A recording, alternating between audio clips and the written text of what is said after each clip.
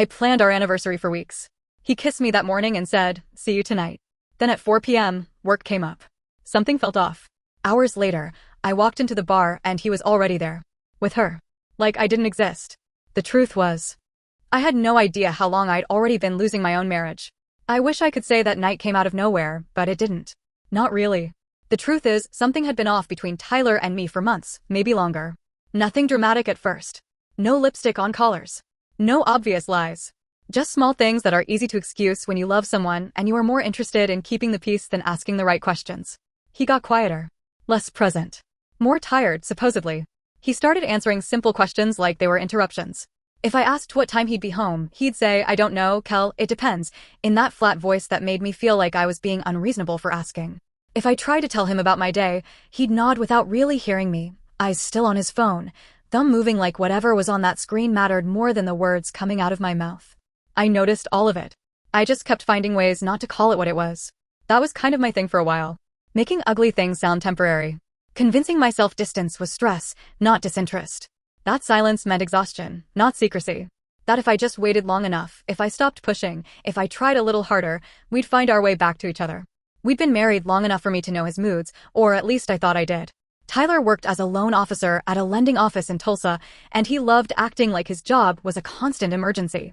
Clients were dramatic. Deadlines were impossible.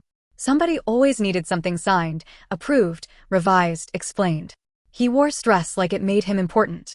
Some days I bought it. Some days I didn't. Lately, I mostly just got tired of trying to tell the difference. I worked downtown as a court reporter, which meant my days were full of listening. Real listening. Catching the things people tried to bury in fast words and careful phrases. Hesitation. Contradictions. Changes in tone. You'd think that would make me impossible to lie to. It didn't. If anything, it made it worse, because I could hear the changes in Tyler before I was emotionally ready to face what they meant. There's a weird kind of humiliation in sensing your own marriage slipping and still setting the table like everything's fine. That anniversary mattered to me more than I wanted to admit. It wasn't just dinner. It wasn't just one nice night. It felt like a test I never said out loud. Like if we could get through one evening without distance or excuses, or that polite roommate energy we'd somehow developed, maybe I could stop feeling like I was the only person still holding on to us. So I planned it carefully. I booked a boutique hotel downtown because I wanted the night to feel different from the rest of our life. Not bigger, not fake, just softened around the edges. Cleaner. Romantic in a way that didn't ask too much. The kind of place with dim lamps and white bedding and those oversized robes people always joke about stealing.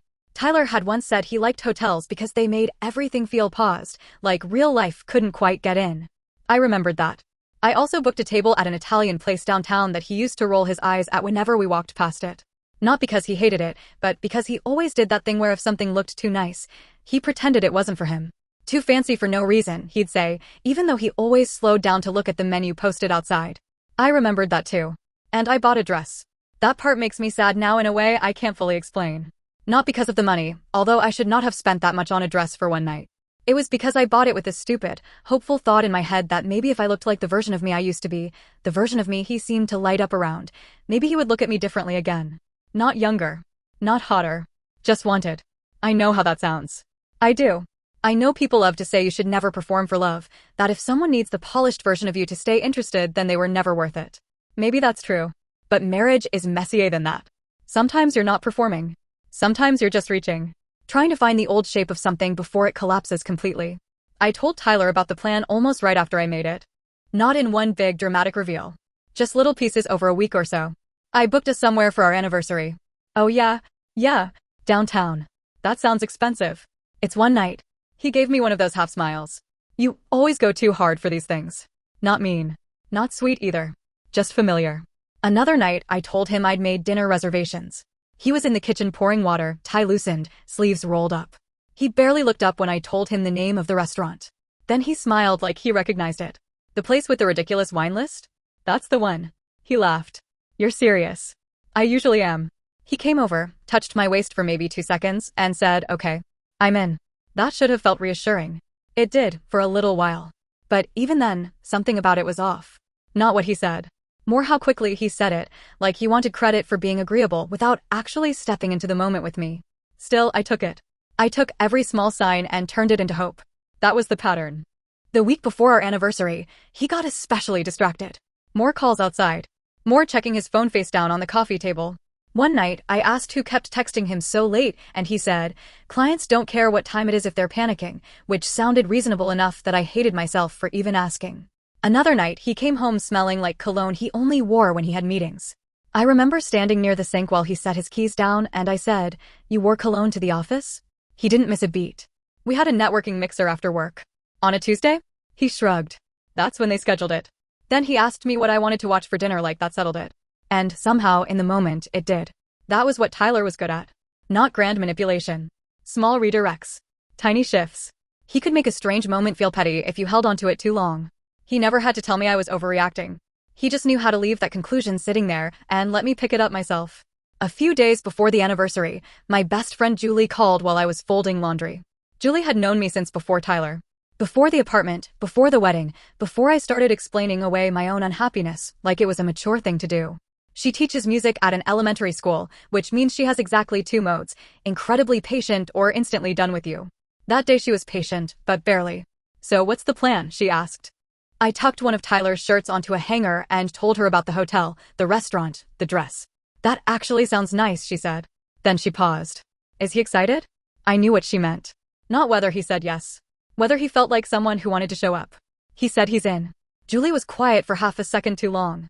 That's not what I asked. I sat on the edge of the bed and looked at the pile of clothes beside me. "He's just been stressed."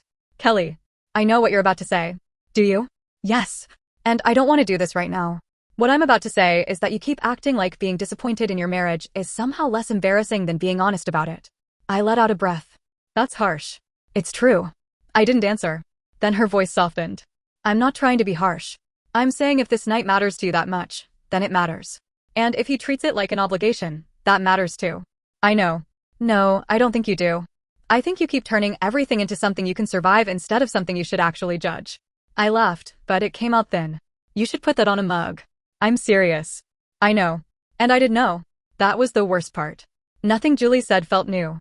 It just felt louder than what I'd already been thinking. The morning of our anniversary, Tyler was easy. That's what messed with me the most. He kissed me before work. Not absent-mindedly either.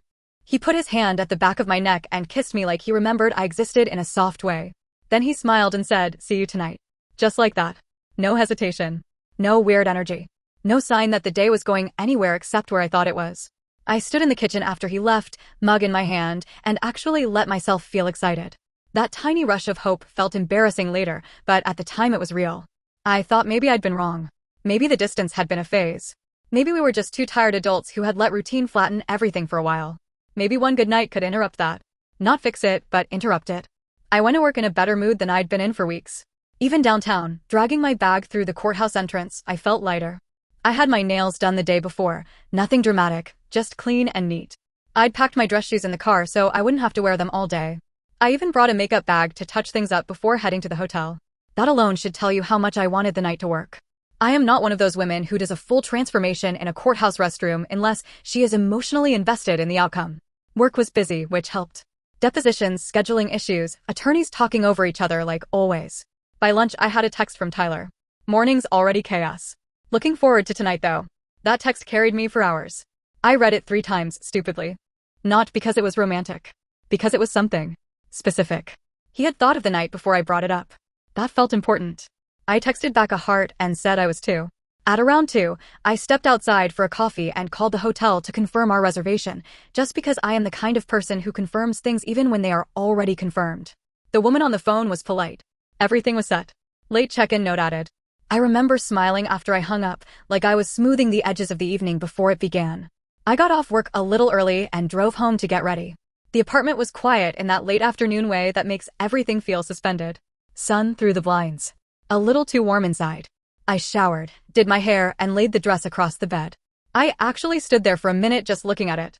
It was dark green, simple, fitted enough to feel good without making me self-conscious. I slipped it on and looked at myself in the mirror, turning slightly side to side, trying to see what he would see. And I hate admitting this, but I liked what I saw. Not because it made me look perfect. Because I looked like someone who had tried. Someone who still believed effort meant something. I was doing my makeup when my phone buzzed. For 03 p.m.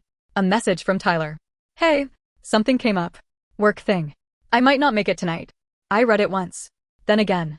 I remember how fast the whole room changed. Nothing physically changed, obviously.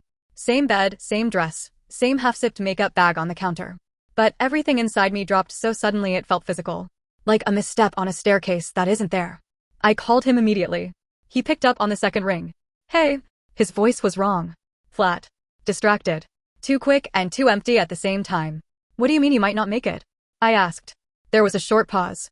Then he sighed like he was already tired of this conversation. My boss dropped something on me late. It's urgent. I'm trying to figure it out. Figure it out how? Kelly. No, seriously. Figure it out how? We have plans. I know we have plans. Then why are you texting me at 4 o'clock saying you might not come? He exhaled again, sharper this time. Because I'm at work and something came up. I don't know what you want me to say. I looked at myself in the mirror while he said that. Perfect eyeliner on one eye, nothing on the other. Hair done. Dress on. Mouth slightly open like I'd just been slapped by something I couldn't prove was a slap. I want you to say you're still coming, I said quietly. He was silent for a beat too long. Then he said, I probably can't. Probably. That word landed harder than I expected. Not yes. Not no. Just enough uncertainty to keep me hanging there. But tonight? I asked. You knew tonight was important. I know, he said quickly, and suddenly his voice changed. Softer. More careful. I know, and I'm sorry. We'll make it up, okay? We can reschedule. Reschedule. I don't know why that word felt so insulting. Maybe because it made the whole thing sound interchangeable. Like our anniversary was a dentist appointment. Like the date itself, the effort, the meaning of it, none of that had any weight he felt obligated to respect. I sat down on the edge of the bed because my knees suddenly felt weak. If you knew this might happen, I said, you could have told me sooner. I didn't know sooner. What is it? What? The work thing. What exactly is it? He hesitated. Just a second. But I heard it. We had a client issue come up. What client? Another pause. Kelly, I'm not doing this right now. Doing what? That was always the move. Turn my question into the actual problem. I'm asking because I'm sitting here already dressed, I said. I planned this for weeks. I said I'm sorry. He sounded irritated now, and that was the moment something small and bitter turned over inside me. Because he was the one canceling, and somehow I was the one making this unpleasant. I pressed my fingers into the fabric of my dress and stared at the floor. Then I said, okay. He paused. Okay. Yeah. If you really can't come, then you can't come. I can't, he said immediately. Too immediately. I promise. That should have ended the call. Instead, I sat there listening to both of us breathe. Then he said, lighter now, like the hard part was over, we'll do something this weekend. I'll make it up to you. I almost laughed. Not because it was funny. Because he genuinely thought the problem was timing. Sure, I said. Okay. I'll text you later. Then he hung up. Not me. Him. I stayed on the edge of the bed for I don't even know how long. My phone's still in my hand. My makeup half done. The room too quiet. The thing is, if he had sounded guilty, truly guilty, maybe I would have believed him. Or maybe if he sounded stressed in a way that felt real. But something about that call stayed under my skin. The vagueness. The irritation. The speed of that last, I promise. I looked down at myself and suddenly felt ridiculous. Not heartbroken yet. Just humiliated in this small private way. Like I had set up a little ceremony for a marriage that apparently only still mattered to one person. I should have taken the dress off right then. I should have canceled the reservation, wiped off my makeup, called Julie, and told her she was right. Instead, I sat there staring at the bed, and slowly another feeling started replacing the disappointment. Not hope. Not exactly anger either. More like resistance. I had paid for the room. Paid for the dinner. Rearranged my whole day. Built the night with my own hands. And something in me refused to let his cancellation erase it completely. I told myself I would go anyway. Not to prove anything. Not because I thought he might suddenly show up. Just because I couldn't stand the idea of all that effort collapsing into me sitting alone in our apartment in a dress I bought to save a marriage he did not seem interested in protecting. So I stood up, finished my makeup, and reached for my earrings. And the whole time, underneath everything else, one thought kept tapping quietly at the back of my mind. Something is wrong. Not just disappointing. Not just sad. Wrong.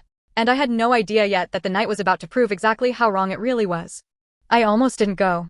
I stood in the doorway of our apartment with my keys in my hand, staring at the empty living room like it might give me a reason to stay. The TV was off. The kitchen light was still on from earlier. Everything looked normal in that quiet, boring way that suddenly felt unbearable. I checked my phone again. No new messages. Nothing from Tyler. No update. No, I'm trying to get out of this. Just silence, like the conversation we had earlier had already been filed away as finished on his end. I exhaled slowly, locked the door behind me, and walked to my car. The drive into downtown Tulsa felt longer than usual. Traffic wasn't bad, but everything moved just slightly slower than I wanted it to.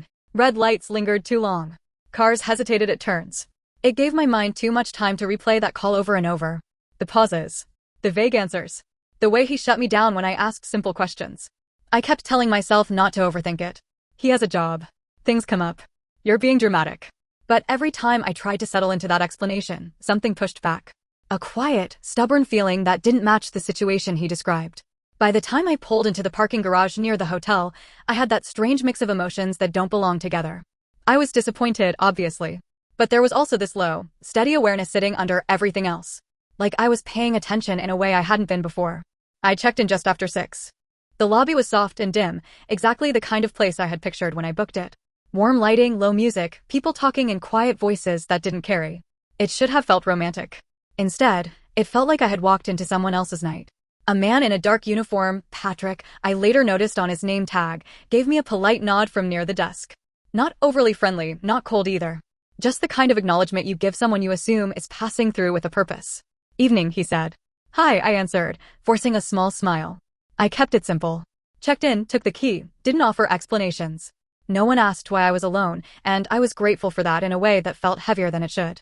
The room was on one of the higher floors. When I walked in, it looked exactly like the photos. Clean lines. Soft lamps. White bedding that looked untouched. There were 2 glasses set neatly on a small table by the window, like they were waiting for a moment that wasn't going to happen. I set my bag down slowly and stood there. Just stood there, taking it in.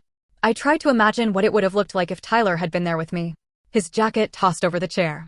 His voice filling the space. The small, easy way we used to move around each other without thinking. Instead, there was just silence. I walked over to the window and looked out at the city. Tulsa at night isn't dramatic. It doesn't glow like a movie. It's softer than that. Pockets of light, quiet streets, a few buildings lit up like they're trying harder than the rest. I should have felt lonely. But what I felt was something else. Something sharper. Like I was standing slightly outside my own life, watching it from a distance. After a few minutes, I sat down on the edge of the bed and picked up my phone again.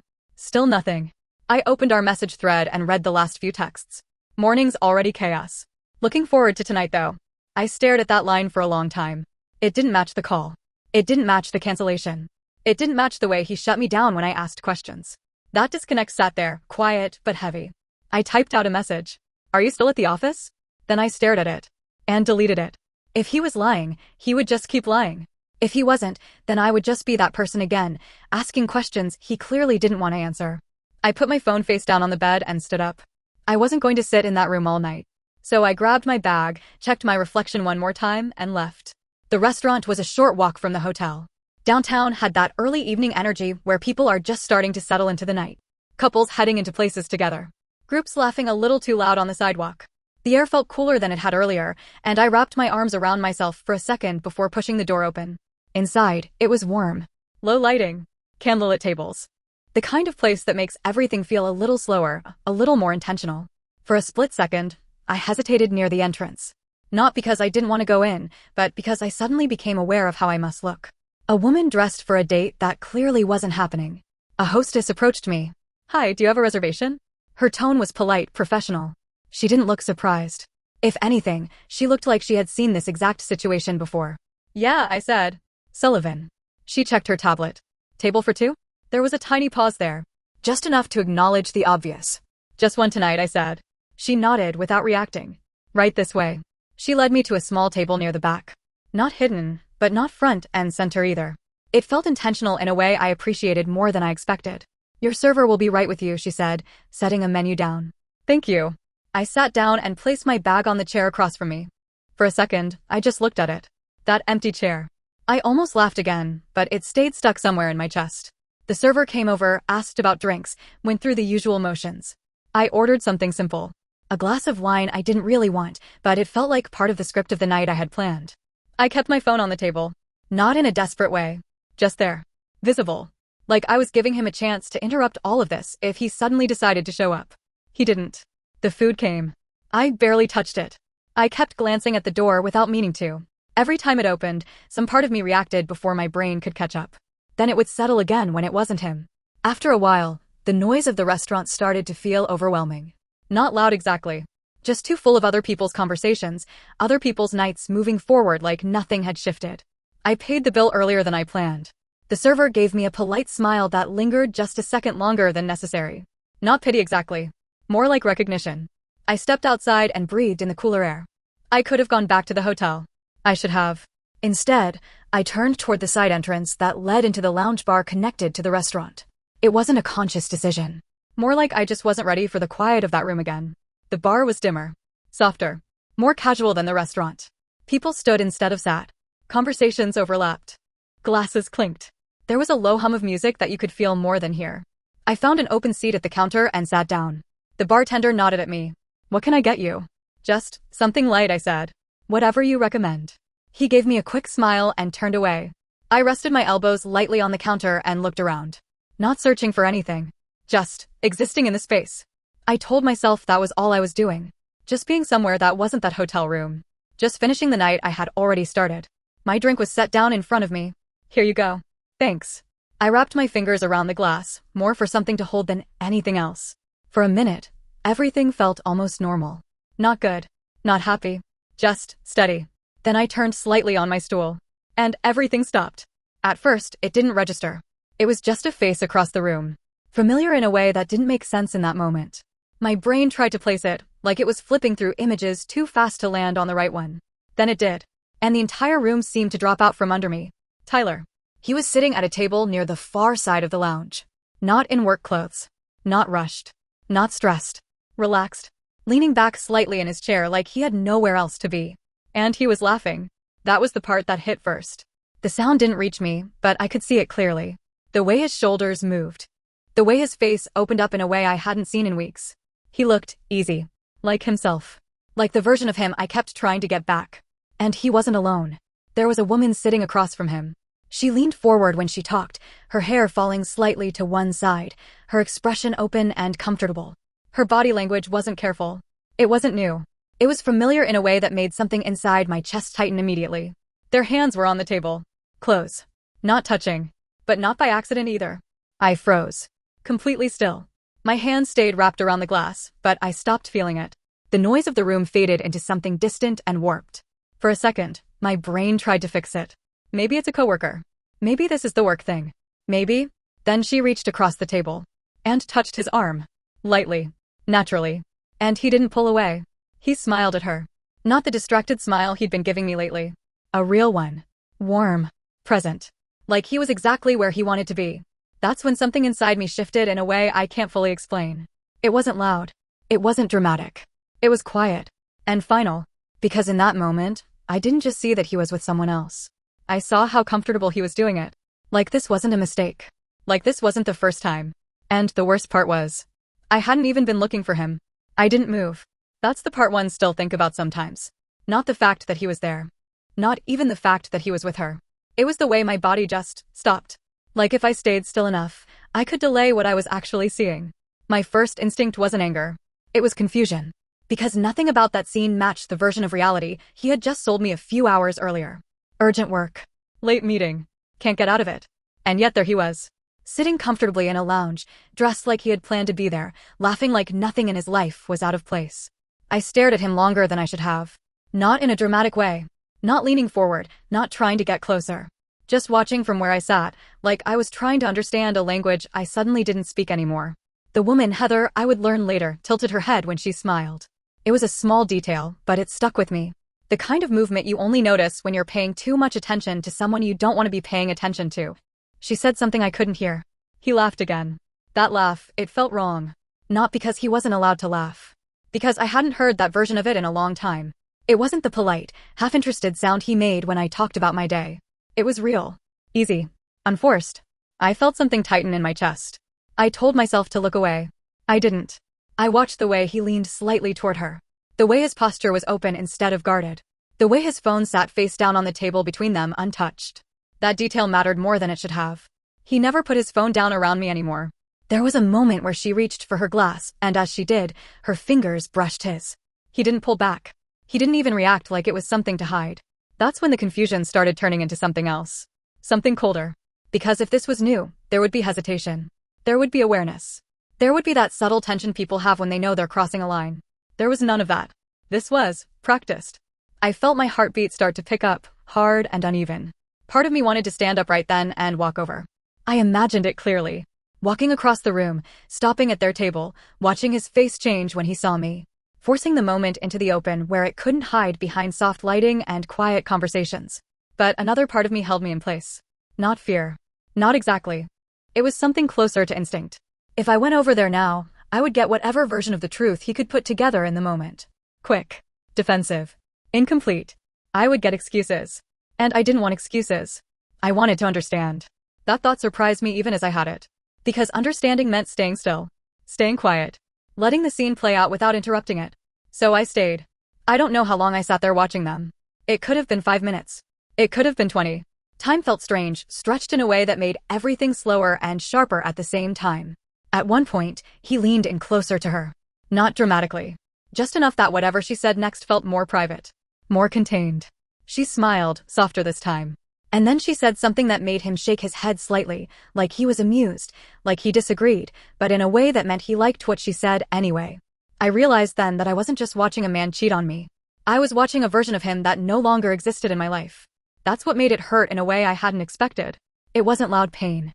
It was quiet recognition. The bartender said something to me, and I didn't catch it. Sorry, I asked, forcing myself to turn back toward the counter. I asked if you wanted another one, he said, gesturing to my glass, which I had barely touched. I looked down at it. Yeah, I said automatically. He took it and moved away. When I turned back again, they were still there. Still talking. Still comfortable. Still, them. I felt something shift again inside me. Less shock now. More clarity. Because the longer I watched, the harder it became to believe this was accidental. There was a rhythm to them. The way they took turns speaking. The way they leaned in at the same time without thinking about it.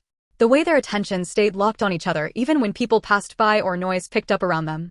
This wasn't a random meeting. This wasn't work. This wasn't new. That realization settled into me slowly, like something sinking through water. Heavy. Inevitable. My drink was placed back in front of me. Thanks, I said, even though I didn't look at him. I wrapped my fingers around the glass again, more to ground myself than anything else. I took a small sip. It tasted like nothing. I told myself I needed to leave. That staying there any longer wasn't helping. But I didn't move. Because now that I was seeing it clearly, I didn't want to miss anything. That sounds wrong, I know. But there's a certain kind of moment where you realize everything you thought was stable isn't, and instead of looking away, you feel this need to take it all in. Every detail. Every movement. Like if you understand it completely, it will hurt less later. It doesn't. But I didn't know that yet. At one point, she laughed and leaned back in her chair, and that's when I saw it. His hand moved. It was subtle. Quick. He reached across the table and brushed something off her wrist, his fingers lingering just a second longer than necessary. Then he pulled back like it was nothing. But it wasn't nothing. That small, casual touch carried more meaning than anything else I had seen so far. Because it wasn't about attraction. It was about comfort. Familiarity. Permission. My chest tightened again, but this time it didn't feel sharp.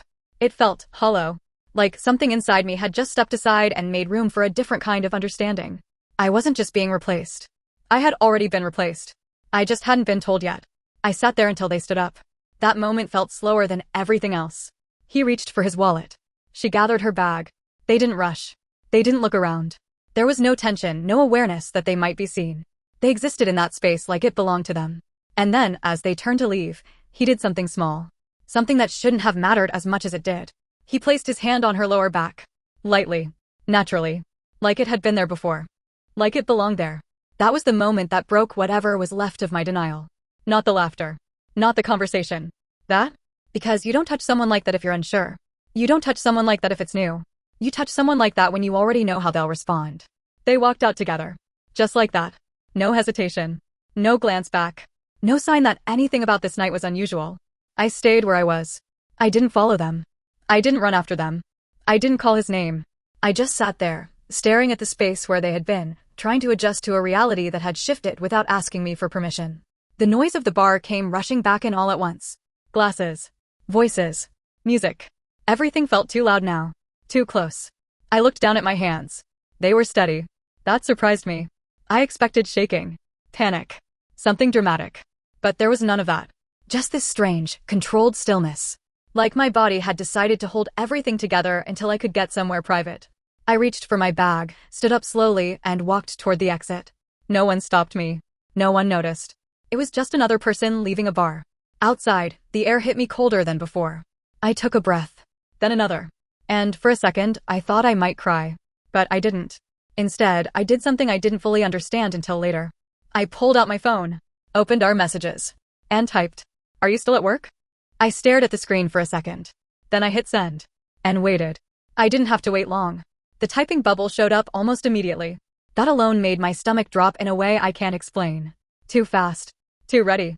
Like he had his phone in his hand the entire time. Then his message came through. "Yeah, still here. Probably going to be late." I read it once. Then again. Then I locked my phone without replying. For a second, I just stood there on the sidewalk outside the bar, the city moving around me like nothing had changed. Cars passing. People talking. Someone laughing too loudly somewhere behind me. And right in the middle of all of it, I felt this quiet, heavy clarity settle in. It wasn't just that he lied. It was how easily he did it. No hesitation. No adjustment. No attempt to check what I might know or where I might be. Just a clean, simple lie delivered like it had been rehearsed.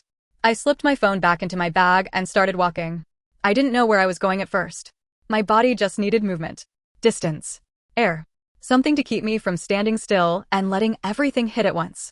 After a few steps, I realized I was heading back toward the hotel. That felt right. Contained. Private. Somewhere I could sit with what I had just seen without having to perform normalcy for anyone else. The walk felt longer this time. Not because it was, but because every step came with a new thought I couldn't push away anymore. How long has this been happening? Is she the only one? Is this why he's been distant? Has he ever planned to tell me? I reached the hotel entrance and paused for a second before going in. I didn't want to walk through that lobby looking like something had just happened to me. So I straightened my shoulders, adjusted my expression, and pushed the door open.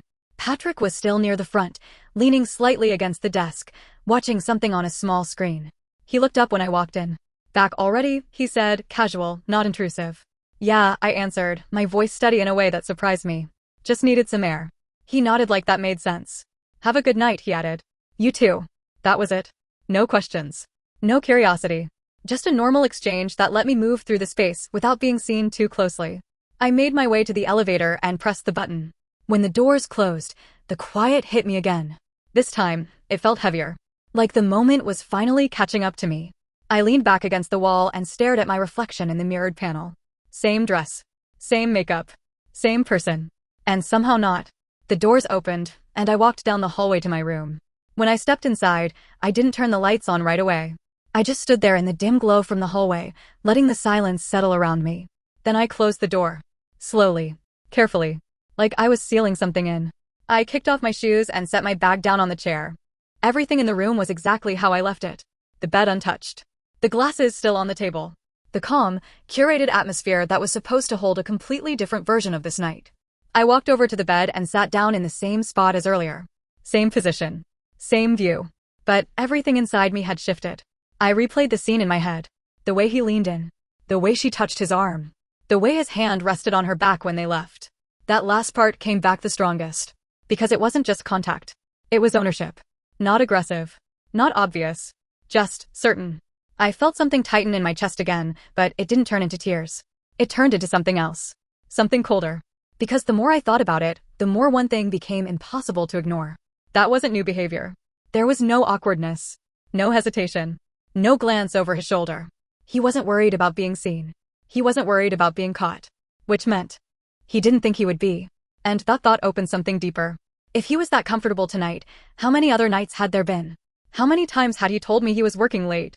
How many times had I accepted it because it sounded reasonable enough? I reached for my phone again. Opened our messages. Scrolled back. There were so many small things I hadn't questioned at the time. Running late tonight. Don't wait up. Client dinner. Phone might die. Long day. Just going to crash when I get home. At the time, they felt normal. Now they felt like pieces. I locked my phone and set it down. I wasn't ready to go through all of that yet. Around midnight, my phone buzzed. His name lit up the screen. Still stuck at work. "I'm sorry. I'll be home late." I stared at the message. Then I actually laughed. Not because it was funny. Because it was so clean. So consistent. So confidently false. I could still see him in that bar. Relaxed. Present. Smiling in a way he hadn't smiled at me in weeks. And here he was, continuing the same story without missing a beat. I picked up the phone and typed back. "Okay, be safe." I hesitated for half a second before sending it. Not because I didn't mean it. but because I knew what I was doing. I was giving him space to keep talking, to keep building whatever version of reality he thought I was living in. He replied with a heart. A simple red heart. I stared at it for a long time. That small symbol felt more insulting than anything else. Because it wasn't careless. It was intentional. He wanted me to feel reassured, comforted, like everything was fine. I set my phone down again and leaned back on the bed. I expected something to break open inside me. Tears, anger, panic. But instead, there was just this steady, quiet awareness. Like something had clicked into place. I wasn't confused anymore. I wasn't trying to explain anything away. I wasn't asking myself if I was overreacting. I knew what I saw. And more importantly, I knew what it meant. That clarity didn't make it easier, but it made it different. Because now I had a choice. I could confront him. Call him right now. Demand answers. Force everything into the open while it was still fresh. Or, I could wait. Watch. See how deep this actually went. That second option settled in my mind in a way that felt almost instinctive. Not because I wanted to play games. Because I knew him. If I confronted him now, I would get a version of the truth shaped around what he thought I knew. Controlled. Edited. Defensive. I would never know the full picture. And for the first time in a long time, I wanted the full picture. Even if it hurt more. I turned onto my side and stared at the empty space beside me on the bed. This was supposed to be where he was. This was supposed to be our night. Instead, it felt like the start of something else entirely. I closed my eyes, but I didn't sleep. Not really. My mind kept circling the same thought over and over again. This isn't new. And that thought stayed with me until morning. I was awake before my alarm. Not because I slept well. I didn't. I just reached that point where lying there pretending to rest felt worse than getting up and facing the day. The room still felt the same. Quiet. Clean. Neutral in a way that almost annoyed me. Like it had no idea what had happened inside it the night before. I sat up slowly and looked at the empty side of the bed. That hit differently in the morning. Not dramatic. Just final. I got ready without rushing. Took my time in a way I normally don't. Washed my face. Fixed my hair. Packed my things neatly like I was closing out something more than just a hotel stay. When I checked out, Patrick was still there. He gave me a small nod. Morning. Morning. That was a quick stay. Yeah, I said. Just one night. He didn't ask anything else. I appreciated that more than I expected. The drive home felt quieter than the night before. Not empty. Just settled. Like my brain had already made certain decisions and was just waiting for me to catch up. When I opened the apartment door, Tyler was already there. That surprised me. He was sitting on the couch, leaning forward slightly, elbows on his knees, scrolling through his phone. He looked up when he heard the door. Hey, he said. Casual. Easy. Like everything was normal. Hey, I answered. I stepped inside, set my bag down by the door, and slipped off my shoes. You got back early, he added. Yeah. I had an early start today. That was technically true. He nodded, then ran a hand through his hair. Sorry again about last night. It was a mess. I watched him for a second. There it was again. The tone. Carefully measured. Just enough apology to check the box, not enough to invite questions. It's fine, I said. And I meant that in a way he didn't understand. He stood up and walked toward the kitchen. I was thinking we could do something this weekend. Make up for it, he said over his shoulder. I followed him in, leaning lightly against the counter. Yeah, I said. We can do that. He turned, grabbed 2 mugs, and started making coffee like it was any other morning.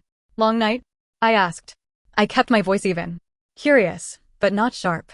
He shrugged. Yeah, couple of clients dragged things out. You know how it is.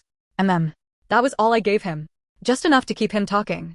He poured the coffee, handed me a mug, and leaned back against the counter across from me. Thanks for being cool about it, he said. That line almost made me smile. Not because it was sweet. Because it confirmed something. He thought the situation was under control. You didn't really give me a choice, I said lightly. He laughed. Actually laughed. And for a second, I just watched him. The same man I saw the night before. Same face. Same voice. 2 completely different versions. He took a sip of his coffee. I'll make it up to you. I promise. There it was again. Promise. The same word from the day before. It landed differently now. Not comforting. Predictable. I nodded. I'm sure you will. And that was it. He went about his morning. Got dressed. Checked his phone a few times. Kissed me on the cheek before leaving. Text me if you need anything, he said. Okay. The door closed behind him. And the second it did, the apartment felt different. Quieter. Clearer. I set my mug down and just stood there for a second. Then I moved. Not emotionally. Practically. I grabbed my phone and sat down on the couch. Opened our messages again. Scrolled back further this time. Weeks. Maybe longer. The pattern was there. I could see it now that I was looking for it. Late nights that lined up too neatly. Gaps in conversation. Moments where he went from engaged to distant without a clear reason. There was one message from about 3 weeks ago. Client mixer tonight. Might be loud, won't be on my phone much. That night, he came home later than usual. Said it was exhausting. Said he hated those things. Now I pictured him in a space like the one from last night. Relaxed. Laughing. That same disconnect settled in again. I opened his contact and just stared at it for a second. Then I closed it. Calling him now would change everything too fast. I wasn't ready for that. Instead, I opened social media. Not something I usually do first thing in the morning, but this wasn't a normal morning. I typed his name into the search bar. Nothing obvious. Which didn't surprise me. Tyler wasn't careless in that way. Then I paused. And typed something else. Loan office Tulsa event. A few posts came up. Local business networking. Small events. Nothing big. I scrolled. Then I saw a familiar face. Ryan Owens. Standing in a group photo at some kind of event. I clicked on it. The caption mentioned a networking mixer from about a week ago. I looked closer. There were several people in the background. I didn't see Tyler. But that didn't mean anything. It just meant I didn't see him in that photo. I kept scrolling. More posts. More events. Then one caught my attention. A short video clip. Some kind of promotional content. People talking, laughing, moving through a room that looked similar. Not the same place as last night, but the same kind of atmosphere. I watched it twice. And then I saw her. Heather. Not by name yet. Just the woman from the bar. Same hair. Same way of moving. She was talking to someone off camera, smiling in that same easy way. The caption tagged a content creator. Heather Ellis. I clicked on the name. Her profile opened. Clean. Curated. Professional. Photos from different events. Short videos. Captions about collaborations, local businesses, networking. I scrolled slowly. Not rushing. Not reacting. Just observing. Then I saw it. A post from a few days ago. A photo of her at a lounge. Dim lighting. A drink in her hand. She was smiling at someone across from her. The angle didn't show who. But I didn't need to see his face. I knew. I checked the date. 2 nights before our anniversary. I felt something settle again. Not sharp. Just confirmation. This wasn't one night. This was ongoing. I locked my phone and leaned back against the couch. Stared at the ceiling. The pieces were starting to come together. Not all of them. But enough. Enough to know that if I confronted him now, I'd only get fragments. Half-truths. Carefully edited explanations. And I didn't want that. I wanted to know how far it went. How long? How many times? And maybe the part one didn't want to admit yet. I wanted to see how long he could keep lying if I let him. That thought sat there for a second. Then I exhaled slowly. Okay, I said out loud, even though no one was there. Okay. I reached for my phone again. Opened his messages. Typed. How's work today? Simple. Normal. The kind of message I would have sent any other day. He replied a few minutes later. Busy. Back-to-back clients. I looked at the screen. Then typed back. Sounds stressful. Another pause. Then. Yeah, but I'll survive. Might be late again tonight. I stared at that line. And for the first time since all of this started, I smiled. Not because it was funny. Because now I could see it clearly. And I wasn't reacting anymore. I was watching. Waiting. Letting him show me exactly who he was when he thought I wasn't looking. And the more I thought about it, the more I realized something that changed everything. I wasn't trying to save my marriage anymore. I was trying to understand how it ended. By the end of that week, I stopped thinking of it as suspicion. It wasn't a feeling anymore. It was a pattern. Tyler came home late 3 nights in a row. Same tone. Same explanations. Clients, paperwork, last-minute approvals. Every answer clean, simple, easy to accept if you weren't looking too closely. I was looking. Not aggressively. Not in a way that would tip him off. Just paying attention. The way he placed his phone face down without thinking. The way he stepped into the hallway to take certain calls, but stayed in the room for others. The way he'd ask me small questions. How was work? Did you eat? Just enough to maintain the shape of a normal conversation. He wasn't pulling away anymore. If anything, he was doing the opposite. He was more present. More attentive. He brought me coffee one morning without me asking. Thought you might need this, he said, setting it down in front of me. Thanks, I answered. I watched him as he moved around the kitchen. Easy. Calm. Like nothing in his life was complicated. That was when it really settled in. This wasn't panic behavior. This was management. He wasn't trying to fix something. He was maintaining something. And I was just one part of it. That realization didn't make me angry right away. It made me careful. I kept my routine the same. Went to work. Texted him normally. Let him believe whatever version of me he needed to believe. Julie noticed the change before I said anything. We met for coffee after work on Thursday. She looked at me for about 5 seconds and then said, "You're being too calm." I shrugged. Am I? Yes. That's not your usual, everything is fine calm. That's something else. I stirred my drink slowly. Maybe I'm just tired. No, she said. You're thinking. I smiled slightly. That too. She leaned forward. Did something happen? I hesitated. Then I said I saw him. Her expression didn't change right away. Saw him where? At a bar. The night of our anniversary. She froze for a second. Wait. What? He canceled on me. Said he had work. I went out anyway. I ended up at the lounge connected to the restaurant. And he was already there. With someone. I nodded. Her voice dropped. Who? I don't know her personally. But I know enough now. Julie leaned back in her chair, processing. And you didn't say anything? No. Kelly. I know what that sounds like. It sounds like you let him walk away. I let him think he got away. She stared at me. That's not the same thing. Julie shook her head slowly. What are you doing? I'm waiting. For what? For the part where he shows me everything I don't know yet. That's dangerous, she said quietly. Maybe. And what happens when you find out everything? I looked down at my cup. I don't know yet. She studied me for a moment longer, then sighed. Just, don't lose yourself trying to prove something. I'm not trying to prove anything. Then what are you doing? I met her eyes. I'm making sure that when I walk away, I don't question it later. She didn't argue with that. We sat in silence for a bit after that. Then she said, softer, you deserve better than this. I didn't answer. Because for the first time, that statement didn't feel like comfort. It felt like a decision I hadn't made yet. That weekend, Tyler followed through on his promise. Let's do dinner tonight, he said Saturday afternoon. I'll make it up to you. I looked up from the couch.